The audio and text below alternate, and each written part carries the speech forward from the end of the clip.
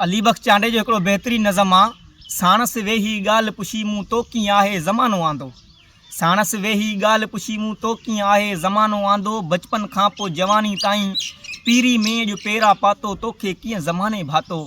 थोरे ताईं सोचियाईं पे पंहिंजो अंदरि ॻोल्हियाईं पे।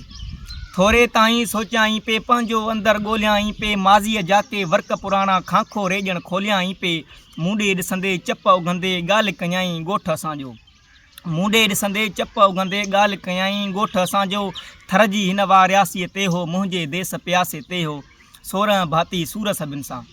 16 भाती सूर सभिनि सां। ॾाढा घारिया ॾींहं ॾुखनि सां। कंहिंखे पोती कंहिंखे चोलो कंहिंखे टुकर कंहिंखे लोलो। धर तती जो उनारे में लाड़ पटनि ते लाबारे में। धर तती जो उनारे में लाड़ पटनि ते लाबारे में। मुंहिंजो बचपन जवानी गुज़री मिसकीनी ऐं मज़दूरी में। हर कंहिं पल पुछाणो वरितो मूंखां मुंहिंजी मजबूरी में।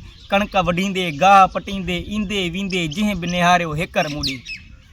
कणक वढींदे गाह पटींदे ईंदे वेंदे जंहिं बि निहारियो हेकर मूॾे। वहशी नज़रुनि ॾंग हयां अथई रहज़न दुनिया रंग कया अथई।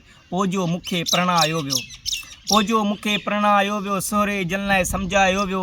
चुनरी चढ़ंदे रोंदे रोंदे लुड़क उघंदे माउ गिराठूं कंधु कुल्हे ते। पोड़े पीउ जो हथु मथे ते आऊं वनीजा वरजी थियसि। आऊं वनीजा वरजी थियसि पंहिंजे घर ऐं घाट जी थियसि। उत बि उहा ई मजबूरी हुई। उत बि उहा ई मजबूरी हुई। मूले साॻी मज़दूरी हुई। ॾेव बि साॻियो ॾुख बि साॻियो साॻई भाती बुख बि साॻी। 12 बचड़ा अंग उघाड़ा रोज़ ॿेल रोॼई राड़ा। 60 मिटिया साल असांजा छोकर साॻिया हाल असांजा। मुंहिंजा जज़्बा तेज़ न कर तूं हाण ज़ख़म ज़रखेज़ न कर तूं। मूं तां कीअं ज़मानो गुज़रियो सो वक़्तु मूंखां नाहे विसरियो। मूं आ ईअं ज़मानो आंदो मूंखे आ ईअं ज़माने ॼातो।